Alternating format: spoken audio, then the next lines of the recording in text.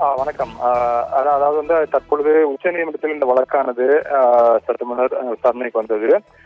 அதுல வந்து ஜெகத் ரட்சகனுக்கு எதிரான அந்த அமலாக்கத்துறை நோட்டீஸுக்கு வந்து தற்பொழுது உச்சநீதிமன்றம் இடைக்கால தடை விதித்து உத்தரவு பிறப்பித்திருக்கின்றது. ஏற்கனவே அமலாக்கத்துறை ஜெகத் ரட்சகனுக்கு நோட்டீஸ் அனுப்பியிருந்தது. தற்பொழுது உச்சநீதிமன்றமானது அந்த நோட்டீஸுக்கு இடைக்கால தடை விதித்து ஒரு உத்தரவினை பிறப்பித்திருக்கின்றது.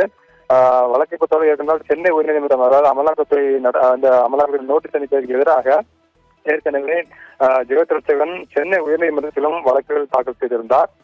அதனை வந்து சென்னை உயர்நீதிமன்றம் ஏற்கனவே தள்ளுபடி செய்திருந்தது. அதாவது ஜெகத் ரட்சகன் மற்றும் அவரது குடும்பத்தினர் வந்து அந்நிய செலாவணி மேலாண்மை சட்டத்தின் விதிகளை மீறி செயல்பட்டதாகத்தான் ஒரு குற்றச்சாட்டு இருக்கின்றது. அந்த அந்நிய செலாவணி மேலாண்மை சட்டத்தின் கீழ் அமலாக்க இயக்குநரகமானது ஜெகத் ரட்சகனுக்கும் அவருடைய குடும்ப உறுப்பினர்களுக்கும் எதிராக ஒரு நடவடிக்கையை தொடங்கியது. அதன் அடிப்படையில் தான் அமலாக்கத்துறையானது ஜெகத் ரட்சகனுக்கு நோட்டீஸ் அனுப்பியிருந்தது. அதனை எதிர்த்துதான் ஜெகத் ரட்சகன் தாக்கல் செய்த மனுவை சென்னை உயர்நீதிமன்றமானது தள்ளுபடி செய்திருந்தது.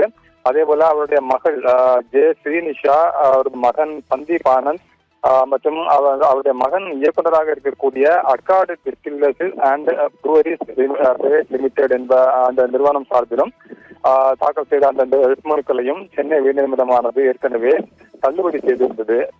அமலாக்கத்துறையை பொறுத்தவரையில் அவர்கள் என்ன கூறினார்கள் என்றால், சிங்கப்பூரை தளமாக கொண்ட silver park international private limited நிறுவனத்தின் மூலம் நிறுவனத்தினுடைய 70 லட்சம் பங்குகளுக்கு இவர் ஜெகத் ரட்சகன் சந்தா செலுத்தியதாக நீதிமன்றத்தின் கவனத்திற்கு ஏற்கனவே சென்னை உயர்நீதிமன்ற கவனத்திற்கு கொண்டு செல்லப்பட்டிருந்தது. இந்திய ரிசர்வ் என்ற ஒப்புதல் இல்லாமல் 70 லட்சம் சிங்கப்பூர் டாலர்களுக்கு பங்குகள் வாங்கப்பட்டதால் அவர்கள் வந்து அந்த ஃபெமாவின் அந்த பிரிவுகளை மீறி சட்ட விதிகளை மீறி செயல்பட்டதாக வந்து அமலாக்கத்துறை கண்டறிந்தது.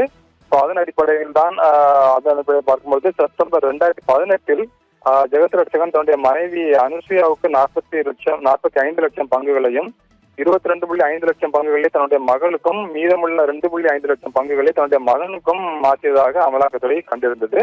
இதில் தான் முறைகேடுகள் நடந்ததாக ஒரு குற்றச்சாட்டு எழுந்ததை தொடர்ந்து அமலாக்கத்துறை ஜெகத் ரட்சகனுக்கு நோட்டீஸ் அனுப்பியிருந்தது. அதனை எதிர்த்து அவர் சென்னை உயர்நீதிமன்றம் நாடியிருந்தால் சென்னை உயர்நீதிமன்றம் அதனை நிராகரித்து விட்டது. இந்த நிலையில் உச்சநீதிமன்றத்தில் ஜெகத் ரட்சகன் மற்றும் அவருடைய மகள் உள்ளிட்டோர் சார்பில் வழக்கானது தாக்கல் செய்யப்பட்டிருக்கின்றது.